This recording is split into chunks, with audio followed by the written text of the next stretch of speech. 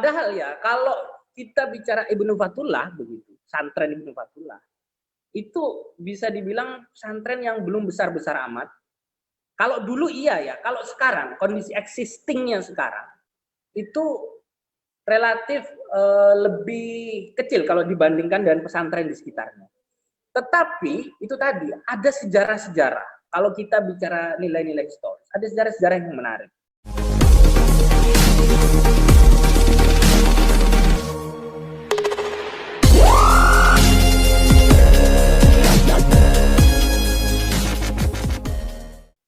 Pemateri kedua akan menjelaskan tentang teknik membuat konten opini yang akan disampaikan oleh Bapak Rio Febrian Nurrahman, dosen IAI Syarifuddin.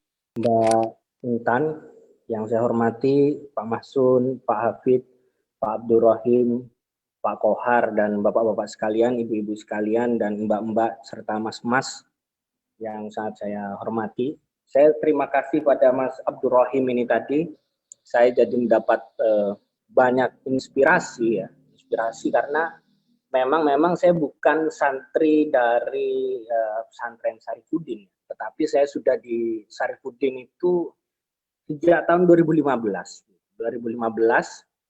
sehingga tentu saja saya juga merasa ada sense of belonging, ada perasaan memiliki juga terhadap pesantren ini. Ketika Al-Maghfurlah Yai Adnan menghadap Allah Subhanahu wa taala pada bulan November tahun lalu, itu saya langsung membuat opini tentang sholawat Uhudiyah yang dimuat di islami.co. Karena ya itu tadi, saya merasa karena saya ini orang sana, kalau saya tidak menulis tentang beliau itu sangat berdosa menurut saya. Nah, problemnya itu memang ketika saya mencoba mencari tulisan-tulisan yang paling ringan saja, ini tentang sholat Uhudiyah itu paling ringan ya, dari apa yang disampaikan Pak Rohim tadi, itu agak kesulitan dalam artian tidak banyak muncul begitu. Tapi kalau lagunya memang banyak. Nah, ini saya sempat mikir begini, betapa asiknya apabila memang ada santri-santri beliau begitu ya, yang kemudian membahas sholawat ini syair per syair begitu. Itu sangat manis. Waktu saya menulis itu saja cuma ingin membuat penanda saja sebenarnya, karena saya lebih banyak menceritakan, walaupun judulnya sholawat Uhudiyah begitu ya, sholawat Uhudiyah begitu judul opininya. Saya lebih banyak menceritakan pengalaman saya bersama sholawat.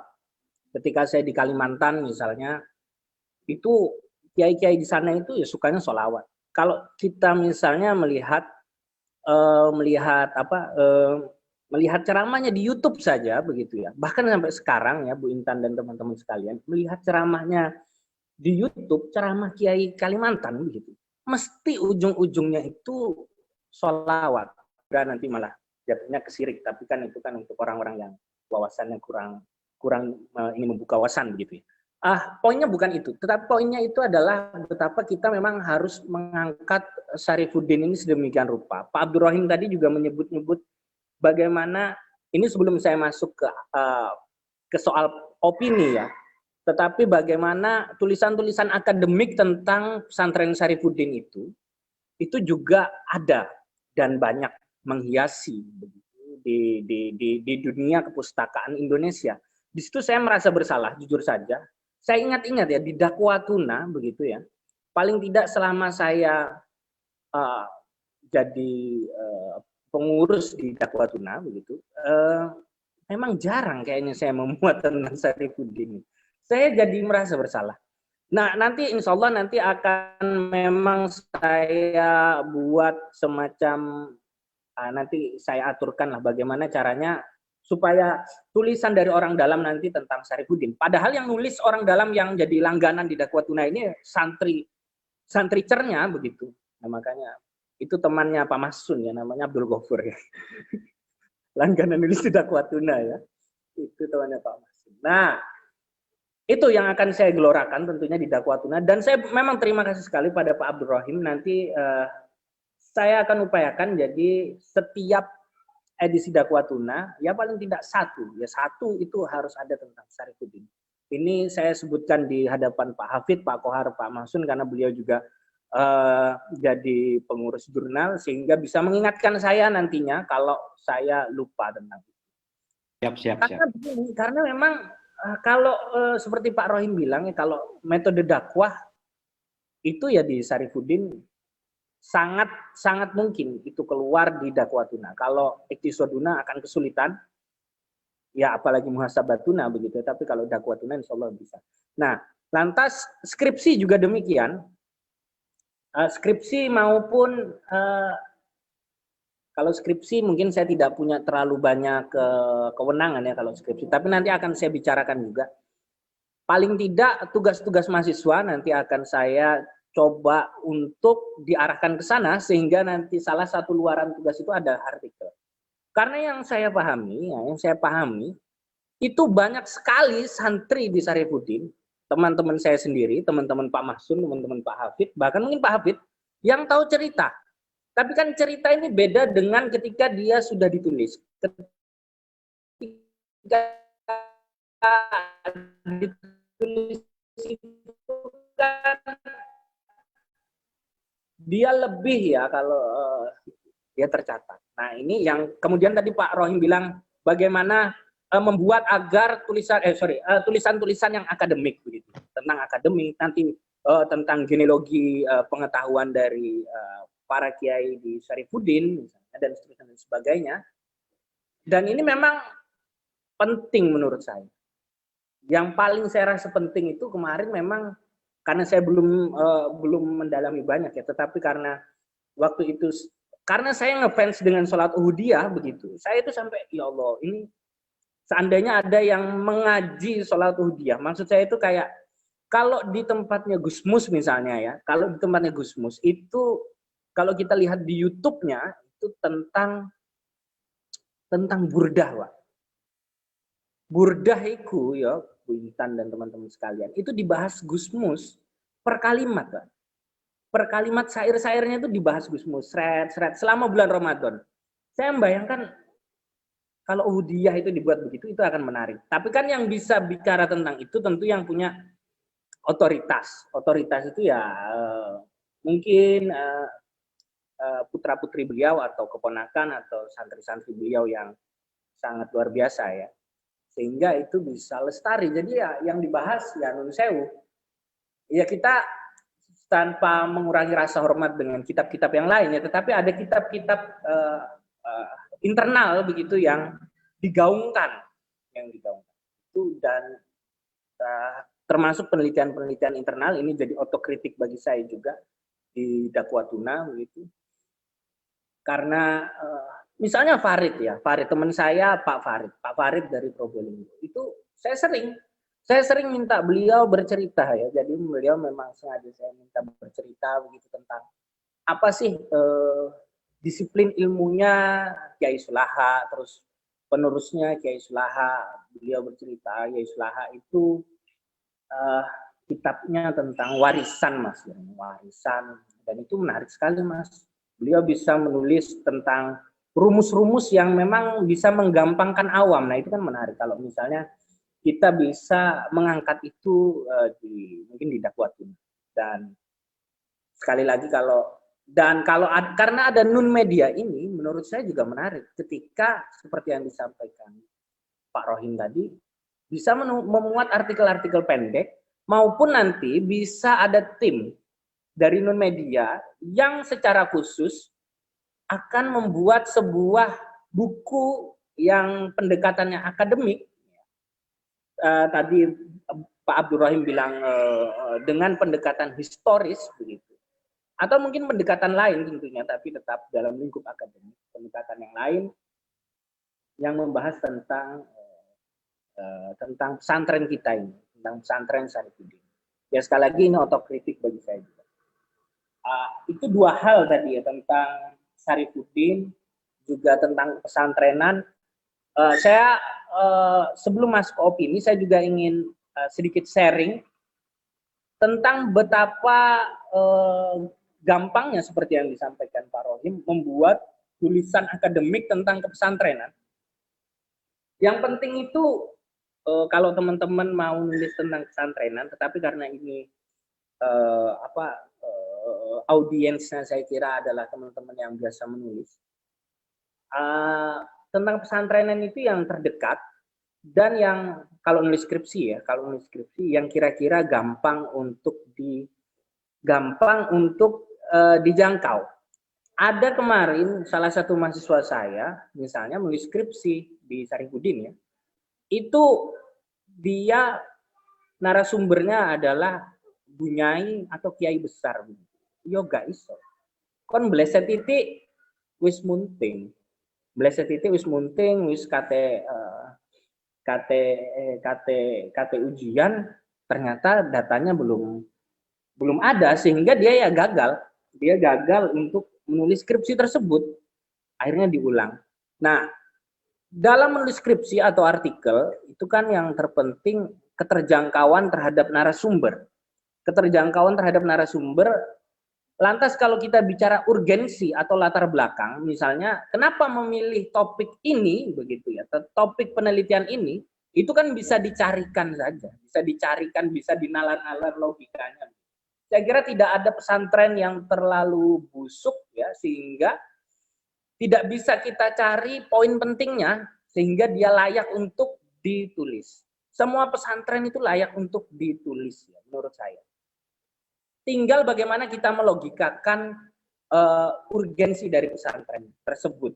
Sebagai contoh saja, saya sedang menulis ya, penelitian atau pengabdian juga, itu di pesantrennya temannya Pak Mahsun, namanya Kiai Ziaul Haq ya.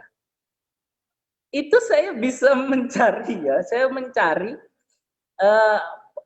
yang menarik dari sana. Ada aja, pasti ada aja. Tidak perlu menarik dari sisi pengasuhnya saat ini misalnya ya. Kita bisa ya Pak Zia bagus lah. Pak Zia itu luar biasa. Beliau juga pandai. Kita bisa lihat bagaimana beliau ilmu hikmahnya, bagaimana beliau sanad ilmuannya. Orang tua beliau yang luar biasa. Lantas ada pesantren Ibnu Fatullah yang sempat vakum, tapi kemudian dihidupkan kembali oleh Pak Zia misalnya. Nah, hal-hal seperti itu menurut saya menarik sekali. Saya tanya beliau, kok menariknya nih Mas? Ya ngene iki Mas, dia juga gak bilang, "Iya Mas, pesantren saya menarik." Dia tidak bilang begitu. Beliau bilang, "Ya begini nih Mas, posisinya begini." Nah, padahal ya kalau kita bicara Ibnu Fatullah begitu, pesantren Ibnu Fatullah, itu bisa dibilang pesantren yang belum besar-besar amat. Kalau dulu iya ya, kalau sekarang kondisi existingnya sekarang itu relatif lebih kecil kalau dibandingkan dengan pesantren di sekitarnya.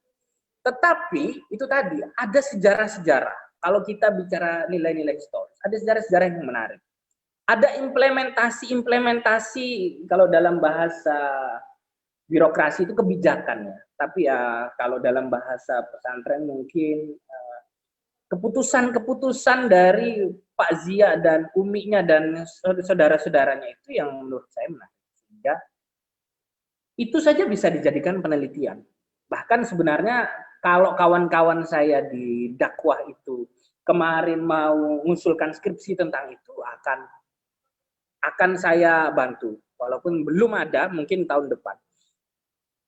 Tahun lalu saya mendampingi dua skripsi tentang pesantren Banyu Putih ya, Banyu Putih dan sebuah pesantren yang tidak terlampau besar, tidak lebih besar dari Banyu Putih maupun tidak terlampau besar dari Al-Islah ya, Al-Islah yang di Lumajang itu. Namanya pesantren Bustanul Ulum di Sawaran Kulon. Kenapa? Awalnya teman saya ini, mahasiswa saya, ini tidak mau di Sawaran Kulon. Beliau mau mencari pesantren lain yang besar, Pak. Saya bilang cukup di Bustanul Ulum saja, nanti kamu bisa mencari poin-poin menarik di sana. Loh Pak, apa Pak yang menarik ya? Jenengan ke sana dulu, nanti lihat situasi, memotret fenomena komunikasi yang ada di sana nanti. Akan ada poin-poin menarik di Bustanul Ulum itu. Dan Bustanul Ulum juga diasuh oleh seorang Gus yang masih relatif muda. Dan dia juga alumni dari Sarifuddin, sehingga Anda bisa dengan mudah mengakses narasumber utama di sana. Memang ada Pak Kiainya ada, masih ada ayahnya atau mertuanya masih ada, tetapi ayah atau mertuanya Pak Baihaqi, nama Gusnya itu Gus Baihaqi, itu sudah relatif menyerahkan kepemimpinan, bukan menyerahkan kepemimpinan, ya, relatif menyerahkan urusan-urusan domestik dari pesantren itu kepada Baihaqi dan istrinya. Memang sudah, kan ada beberapa kiai yang modelnya seperti itu. Beliau sudah menyerahkan banyak kewenangan untuk mentarbiyah atau melatih anak dan menantunya. Dan alhamdulillah jadi dan relatif lancar. Artinya apa? Poin pentingnya adalah untuk membuat riset kepesantrenan, sekali lagi mengutip Pak Abdurrahim, memang gampang-gampang susah dalam artian insya Allah gampang lah, karena setiap pesantren itu punya keunikan. Itu dua hal sebelum saya masuk ke opini tadi. Yang pertama bahwa kita perlu ya teman-teman Intan dan teman-teman non media lain memang perlu lebih mempromosikan pesantren kita ini di aspek-aspek yang keilmuan, keunikan-keunikan. Baik itu melalui website maupun melalui sarana-sarana lain, termasuk di Dakwatuna itu. Insya Allah nanti entah bagaimana caranya nanti saya akan buat, misalnya mungkin saya nanti akan membagi-bagi teman-teman jadi berapa kelompok nanti, membuat penelitian di sana untuk mata kuliah tertentu nanti agar yang terbaik nanti saya masukkan ke Dakwatuna misalnya. Nah, saya akan masuk ke tentang opini. Opini itu adalah tulisan yang relatif pendek, Bu Intan dan kawan-kawan sekalian. Relatif pendek itu 700-800 halaman. Opini saya tentang pesantren terakhir itu dimuat tahun 2018 ya. Selain tentang sholat Uhudiyah tadi ya, kalau Uhudiyah kan 2020 ya. Tentang 2018 itu terakhir dimuat di detik.com, media sosial dan pesantren, optimalisasi media sosial di pesantren. Ada sih yang agak-agak pesantren baru-barusan ini di Ma'arif NU Jawa Tengah. Itu tapi tentang perguruan tinggi Islam swasta dan media sosial. Kenapa media sosial? Karena memang disiplin ilmu saya media sosial. Ya, disiplin ilmu saya media sosial. Saya banyak menulis tentang media sosial dan media digital. Apa yang harus dipersiapkan ketika menulis opini? Harus diketahui dulu bahwa panjang opini itu sekitar 700 sampai 800 kata. Sekitar itu. Ada yang 500, ada yang 900, tapi jarang. Yang umum ya sekitar 700 kata. Yang dipersiapkan ketika membuat opini itu adalah, ini yang paling utama, adalah banyak membaca dulu, banyak membaca. Ini yang utama, banyak membaca. Karena dengan banyak membaca, maka kita akan punya banyak diksi. Diksi itu pembendaharaan kata. Diksi itu pilihan kata. Karena kalau jenengan kurang membaca, maka ketika nulis opini itu, kadang kata nulis opo itu ya bingung, buka kayak opo. Tetapi kalau kita banyak membaca misalnya, itu kita akan punya banyak referensi cara membuka artikel. Ya, cara membuka artikel. Dan kita lebih berani, kita lebih luwes. Kadang kita itu ada inspirasi tapi kita takut. Kenapa kita takut? Jangan-jangan ini jelek. Nah, padahal nggak jelek. Kalau kita banyak membaca kan kita kemudian bisa tahu bahwa banyak model-model pembukaan opini itu seperti ini, seperti itu, seperti ini, seperti itu. Sehingga ketika itu kita terapkan, kita percaya diri. Oh, ini yo pernah dipakai Gunawan Muhammad misalnya. Oh, ini yo pernah dipakai Sunli Thomas Alexander misalnya. Oh, ini pernah dipakai Gus Dur mungkin, dan seterusnya dan sebagainya. Maksud saya modelnya ya, modelnya bukan kalimat per kalimatnya. Karena kalau per kalimat itu bisa masuk plagiasi. Sebagai contoh ya, esai itu kadang-kadang dibuka dengan kutipan. Kutipannya Karl Marx misalnya, atau kutipannya kiai Gusmus misalnya. Misalnya Gusmus itu pernah membuat puisi yang sangat menarik menurut saya. Jangan ucapkan selamat kepada hidup yang belum tentu selamat. Berbelasungkawalah kepada nafas yang jelas lepas sia-sia. Terus Anda menulis tentang selamat ulang tahun di dalam itu kan menarik. Anda bisa menulis tentang apa, tentang ulang tahun atau tentang bagaimana ulang tahun kampus atau ulang tahun teman Anda atau ulang tahun pernikahan atau ulang tahun pemerintahan misalnya. Menarik sekali kutipan Gusmus itu tadi. Jangan sampai sekarang itu dia ada di puisi ya. Kalau Bu Intan atau teman-teman yang lain mau mencari googling kalau dikira nanti saya membuat-buat, saya itu sampai ingat. Judulnya puisinya tanggal yang tanggal. Menarik. Jangan ucapkan selamat pada hidup yang belum tentu selamat. Berbelasungkawalah kepada nafas yang jelas lepas sia-sia. Aduh, menarik. Nah, banyak sekali esais atau penulis opini yang membuka opini dengan kutipan-kutipan. Mungkin Pak Bu Intan atau Pak Hafid atau Mas Hasyim Azhari misalnya ingin membuat tulisan dengan mengutip puisi gitu. Ya itu sah-sah saja, atau dengan melakukan hal-hal yang lain. Misalnya, saya pernah misalnya menulis begini, ada kaitannya dengan kutipan. Ini awalnya di pembukaan. Roland Barthes tidak sepenuhnya benar ketika mengatakan bahwa pengarang telah mati ketika tulisan diterbitkan. Roland Barthes tulisannya. Dia itu mengatakan punya sebuah adagium yang berbunyi the author is dead. The author is dead itu adalah penulis telah mati. Penulis itu mati ketika karya itu diterbitkan. Menurut saya itu tidak sepenuhnya benar. Karena misalnya ya, saya habis beli bukunya Gusmus begitu. Gusmus atau bukunya kemarin saya baru beli Tafsir Jalalain misalnya, Tafsir Jalalain. Itu saya foto, terus saya upload di Facebook.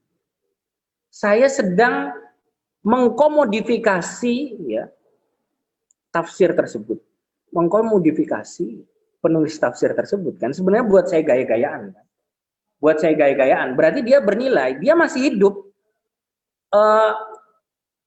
Imam Jalaluddin As-Suyuti dan Jalaluddin Al-Mahalli begitu. Dia tidak hanya selesai pada naskahnya, tetapi dia masih punya branding, Pak. Gusmus masih punya branding. Hamka masih punya branding. Hamka itu penulis Muhammadiyah. Haji Abdul Malik Karim Amrullah. Al-Ibrisnya Bisri Mustafa, Yai Bisri Mustafa, ayahnya Yai Mustafa Bisri, ayahnya Gus. Saya kalau beli buku-buku mereka, saya upload juga foto-foto untuk gaya-gayaan. Artinya apa? Terkait dengan Roland Barthes yang mengatakan bahwa penulis sudah selesai pada naskahnya, itu dimentahkan dengan kondisi kekinian bahwa penulis itu ternyata punya branding. Nah, itu tadi tentang pembukaannya, pembukaan tulisan dalam opini. Dengan Anda banyak membaca, Anda akan memahami model-model pembukaan opini, diksi semakin banyak, pembendaharaan semakin banyak. Apapun yang Anda baca ya. Memang ada banyak ya saran saya baca tulisan-tulisan yang sudah jelas bagusnya ya, jelas bagus. Tetapi kalau enggak juga tulisan apapun lah. Tulisan apapun sekarang sudah banyak berseliweran. Bisa dengan baca, pokoknya baca sehingga Anda tidak ragu ketika memulai maupun ketika memperpanjang tulisan-tulisan tersebut. Kenapa saya bilang Anda tidak ragu ketika perlu tulisan yang sudah jelas bagus itu seperti misalnya tulisan opini-opini Mahfud Junaidi dan sebagainya yang ada yang memang sudah bagus, karena nanti Anda akan mendapat wawasan dari cara mereka menulis tentunya. Tapi sekali lagi, kalaupun tidak bisa mengakses itu, maka tulisan siapapun silahkan baca sebanyak-banyak. Nah, opini sekali lagi 700 sampai 800 kata. Karena ini opini atau pendapat, maka harus ada gagasan. Ketika saya menulis, sekali lagi saya mohon maaf, saya mencontohkan tulisan saya agar saya lebih mudah untuk menjelaskan saja. Ketika saya menulis tentang media sosial dan pesantren, dan kemudian dimuat di detik.com pada tahun 2018 itu, gagasan saya adalah bagaimana cara mengoptimalkan media sosial pesantren. 2018 belum ada COVID ya. Kalau sekarang sudah ada COVID. Cak Sai, Pak Sai, Pak Hia dan sebagainya, ustadz-ustadz di Syarifudin sudah sangat media sosial sentris. 2018 itu kan belum banyak pesantren-pesantren yang melakukan itu, diakui atau tidak, belum banyak. Bahkan waktu tahun 2017 saya soan ke tempatnya Gus Mus, ketemu menantu beliau, kami berdiskusi tentang media sosial dan pesantren. Waktu itu ya topik saya, bahkan waktu berdiskusi dengan menantunya Gus Mus itu, topik saya bagaimana saudara-saudara kita Salafi Wahabi itu di media sosialnya lebih aktif, lebih bagus, visualnya lebih bagus, sangat bagus. Terlepas mereka dapat dana dari mana, tapi secara strategi visual dan strategi media sosial mereka luar biasa. Nah, gagasan saya waktu itu adalah optimalisasi media sosial pondok pesantren. Itulah yang saya tulis, bagaimana cara mengoptimalkan media sosial pesantren. Dalam opini, itu dibutuhkan gagasan. Dibutuhkan gagasan. Lantas, ketika ada gagasan, oleh karena kita sudah biasa membaca, kita dapat pembendaharaan cara menulis struktur kalimat dan struktur tulisan yang baik dalam 700 kata, begitu. Gagasan itu akan bisa tersampaikan dengan relatif lebih mudah. Saya juga memberikan referensi-referensi. Ini tidak wajib. Ini tidak wajib. Referensi saya di situ buku-buku tentang media sosial, artikel-artikel tentang media sosial. Saya sisipkan di situ tentang bagaimana kerjanya media sosial, bagaimana media sosial itu bisa diakses oleh Bu Intan kapanpun juga. Tergantung pengakses, bukan tergantung saya. Kalau saya menelpon, Bu Intan mendapatkan pesan dari saya, tergantung saya. Tapi kalau media sosial, itu tergantung Bu Intan. Saya sudah ngomong, Bu Intan mau dengar atau tidak, misalnya, itu tergantung Bu Intan. Saya mau WhatsApp Bu Intan mau baca atau tidak, Bu Intan nggak mau baca, atau Bu Intan mau baca itu setahun kemudian, itu terserah Bu Intan. Tetapi kalau dalam webinar seperti ini,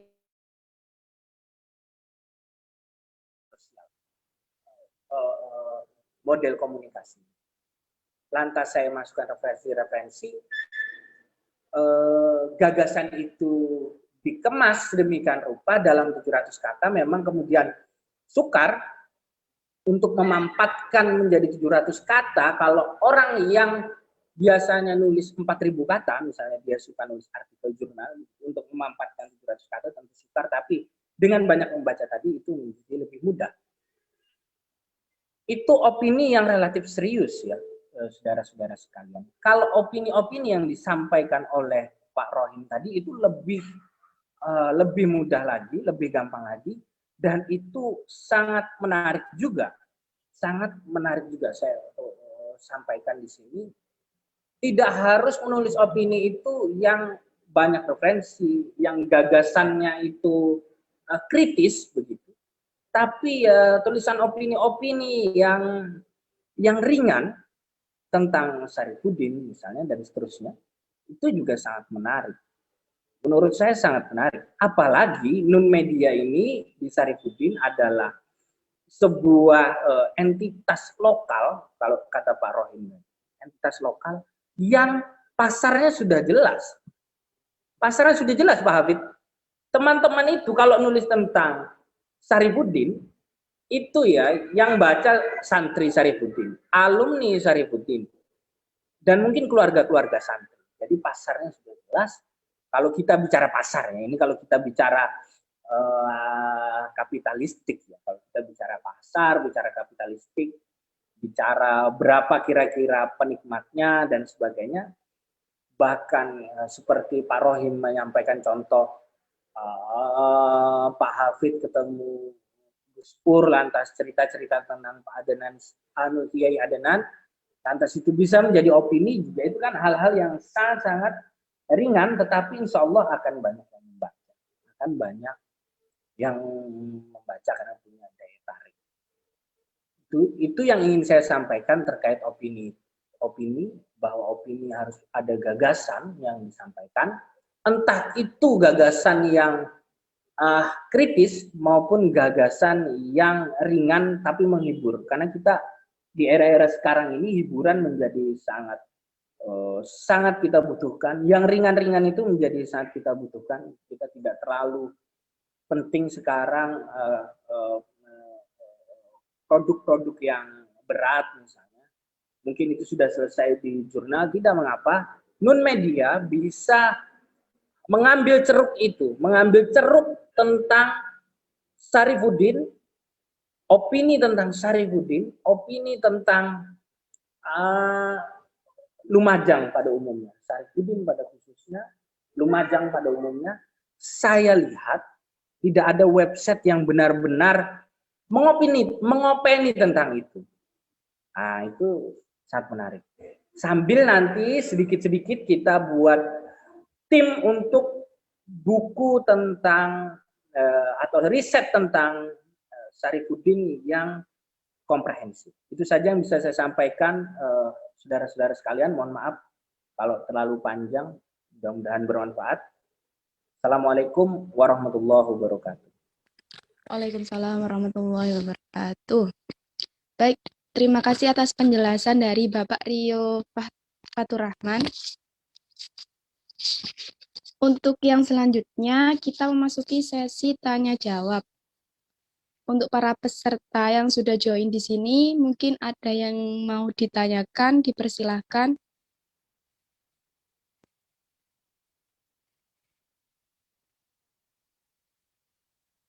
Mungkin dari Bapak Mahsun.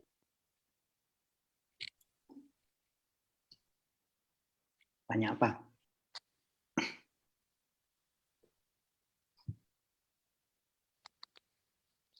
Pak Rio, ini saya ada skripsi kemarin bikin review tentang buku Kiatnan Syarif. Rencana saya pengen dijadikan buku nih. Saya butuh orang-orang seperti Pak Rio ini untuk meracik skripsi teman-teman. Paling nggak sebagai editor bisa dikembangkan di ini. Kemarin ada ini sudah diujikan, sudah lulus anak PAI, membahas tentang daftar kepustakaannya bukunya Kiatnan Syarif kemarin, yang dilihat dari sisi keguruannya, bukan dari sisi politiknya. Di dalamnya kan ada politik sama pendidikannya ya, pendidikan pesantren. Ini dilihat dari sisi pendidikan. Mungkin teman-teman NU Media ini bisa memfasilitasi untuk teman-teman mahasiswa yang ini.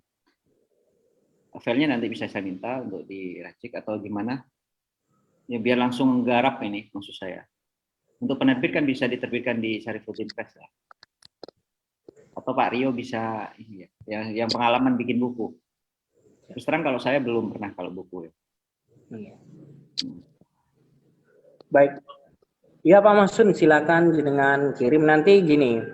Ini kan kirim nanti kalau saya ada usulan-usulan iki enaknya di gaya buku model apa nanti akan saya sampaikan lagi. Karena memang kalau dari aspek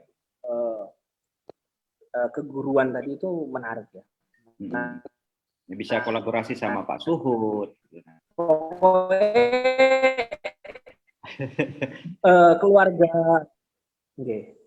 keguruan, terus dakwah itu menarik. Ya, Ya, nanti intinya saya dengan kirimkan saja, nanti saya coba lihat-lihat. cita-cita Ada non-media bisa Iya. menelurkan buku baru dari Kiatnan Syarif dari sisi keguruan. Maksudnya, idenya gitu sih. mantap. Nah, ini. Ya, saya harap non-media ini timnya. Siap nggak tuh non-media untuk membantu teman-teman? Yang jelas itu referensinya masih kurang gitu. Referensinya masih kurang untuk level skripsi kan kurang. Nah, ayolah niati untuk belajar dan ini bisa berhasil. Minimal membantu untuk menjadi referensi, ya menjadi koordinator lah, mediator lah, kan non media gitu. Siap nggak teman-teman? Gitu. Nah, kalau ini, Boleh Pak, boleh. ya nanti bimbingnya dari Pak Rio sama Pak Rohim nanti. Dan nanti publishnya nanti dari LP3M, dari bisa buku gitu. Penerbit kan sudah turun tuh ISBN-nya. Sip ya? Saya nggak tanya, langsung instruksi.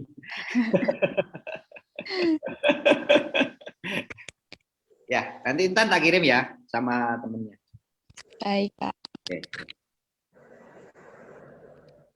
Oke, untuk yang lain mungkin ada yang ditanyakan. Ini juga ada berkenaan label di non media sendiri juga ada opini. Mungkin bisa ditanyakan biar nanti dijadikan referensi untuk mau menulis.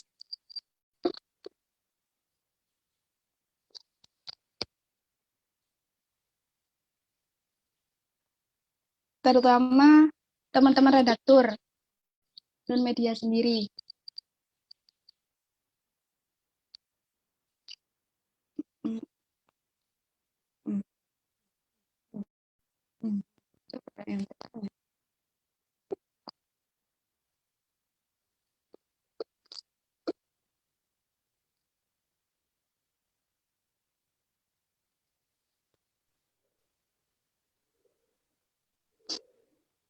Yang jelas sambil mungkin menunggu yang mau diskusi ya.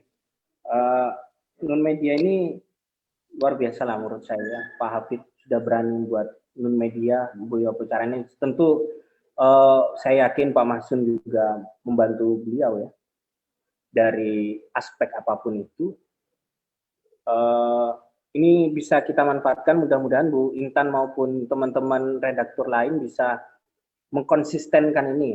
Insya Allah saya bantu, saya bisa, bukan bantu ya, kalau bantu itu seolah-olah teman-teman butuh bantuan. Saya siap untuk bersinergi nanti, karena saya juga masih belajar, ya kita saling mengisi nanti ya, saling mengisi. Platformnya sudah menarik karena ya itu, kita bisa ngelola ceruk itu Pak Hafid, ngelola ceruk ke Lumajang, ke pesantrenan di Lumajang. Waduh, pesantrenan di Wonorejo dan Lumajang itu menarik menurut saya. Ya nantilah kita akan bicarakan ini secara sangat intensif dan komprehensif. Yang jelas itu PR saya tadi untuk dakwatuna, insya Allah akan memuat minimal itu satu tentang Syarifuddin.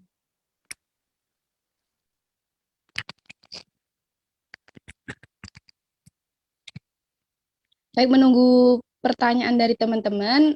Saya punya pertanyaan untuk Bapak Rio.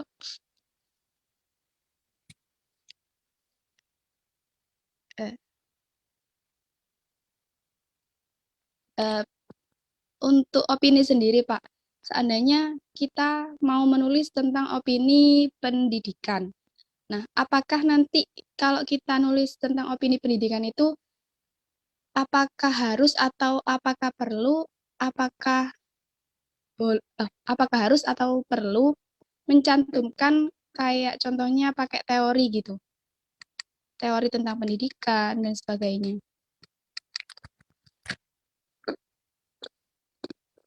Baik, Bu Intan dan kawan-kawan sekalian, memang seperti yang saya sampaikan ya, kita karena ini opini itu lebih ringan. Opini itu lebih ringan, bahkan seakademiknya dia lebih ringan. Dia tidak wajib mencantumkan apapun sebenarnya, tidak wajib mencantumkan apapun. Karena ini opini kan, opini itu pendapat. Asli ini itu pendapatmu. Tetapi ketika kamu mencantumkan teori, itu tentu dia jadi lebih manis. Dia jadi lebih manis. Lalu argumenmu itu lebih ada yang menguatkan argumenmu maupun melemahkan argumen yang ingin kamu bantah misalnya dalam opini. Sekali lagi ya, opini itu ringan-ringan saja bisa. Tapi kalau kamu ingin opini yang kritis, maka itu juga tidak apa-apa. Kamu masukkan referensi-referensi, teori-teori juga tidak apa-apa. Dan nantinya kalau memang ini opini, kita melihat kalau kayak kalau di Nun Media saya tidak tahu ya, modelnya apa boleh pakai catatan kaki atau tidak, maka nanti bisa pakai InNote ya. InNote itu maksudnya referensi yang di dalam batang tubuh dari opini. Ada juga platform lain, baik itu media online maupun media cetak, yang memperbolehkan memakai catatan kaki. Ada juga yang enggak. Nah itu bisa kita lihat dari karakteristik medianya. Tetapi kalau non media saya kira pakai InNote saja. InNote itu running note ya, kalau dalam bahasa jurnal Iqtisoduna itu running note ya. Jadi di dalam saja nanti, dan itu lebih luas cara mengutipnya.